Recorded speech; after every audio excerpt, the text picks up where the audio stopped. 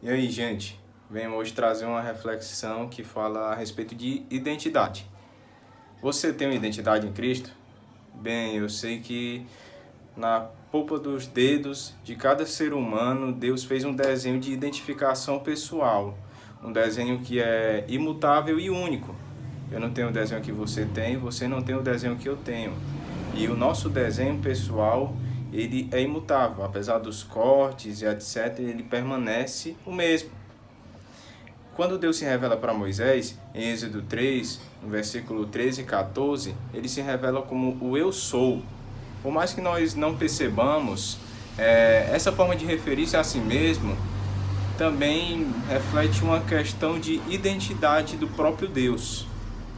Moisés, pelo meio que nasceu e cresceu, estava acostumado com o politeísmo egípcio e dos povos, vizinhos. Esse politeísmo falava sobre uma pluralidade de deuses que careciam de uma matéria física para serem o que eram. No fim das contas, todos esses deuses eram igualmente perecíveis e sujeitos a mudanças que os próprios homens, que os adoravam, causavam. Quando Deus se revela como eu sou o que sou, ele se mostra alguém que não se assemelhava a esses deuses, alguém que tinha uma identidade própria, alguém que não dependia de homens, circunstâncias para ser o que era. Eu sou o que sou é a identidade do próprio Deus. E o homem foi feito com essa identidade em si. Quando Deus fez o homem, ele fez o homem seu reflexo, fez ele a sua imagem e semelhança. Nós podemos ver isso lá em Gênesis, capítulo 1, no versículo 26 e 27. Deus fez o homem à sua imagem e semelhança. Porém, o pecado deturpou, manchou a identidade de Deus, a identidade divina em nós. Não à toa que, após o pecado de Adão, Deus, ao ir para o jardim, ele faz uma pergunta: Adão, onde estás? Lá em Gênesis 3, versículo 9. Porque o pecado nos torna irreconhecíveis. O pecado nos desvia do foco. Não é à toa que a gente fica se perguntando às vezes: meu Deus, como tal pessoa consegue fazer isso? Como tal pessoa consegue chegar a esse ponto? Porque o pecado nos torna insensíveis. O pecado pode nos tornar monstros irreconhecíveis. Mas Jesus ele veio para resgatar a imagem divina em nós.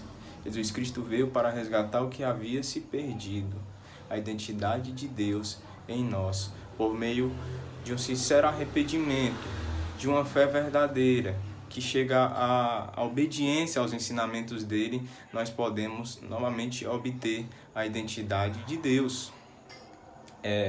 Na empolgação dos milagres, por exemplo, muitas pessoas iam até o Senhor Jesus Cristo, mas infelizmente não queriam compromisso com sua palavra, não estavam dispostas a obedecer os seus ensinamentos e assim não adquiriam em si uma identidade cristã, uma identidade divina, resgatada. Aquele que possui a identidade de Cristo é semelhante ao homem que edificou a sua casa sobre a rocha.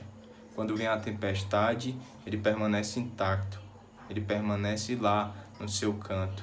Assim é aquele que tem sua identidade em Cristo. Já o que não tem é semelhante ao homem que edificou sua casa na areia. Vem a tempestade e ele perece. Homens como Noé, que viveram em meio a uma terra corrompida, como José, que foi vendido pelos seus próprios irmãos, como Daniel, que mesmo na Babilônia permaneceu fiel aos seus santos hábitos.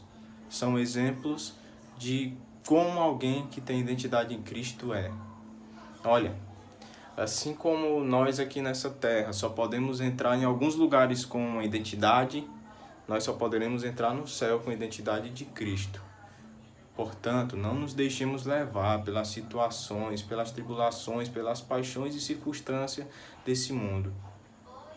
Persevere, seja o mesmo, independente da situação, seja o mesmo em Cristo, e assim você herdará o reino dos céus. Deus abençoe. Amém.